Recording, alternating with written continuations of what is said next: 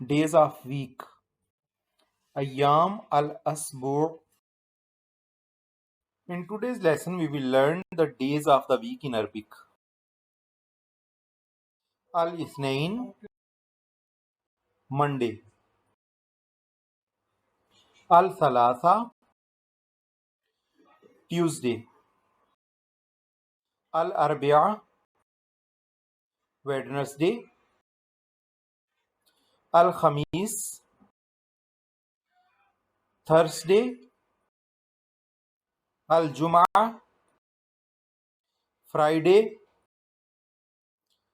Al-Sabt, Saturday. Al-Ahad, Sunday. Thanks for watching. Please subscribe for more. Thank you.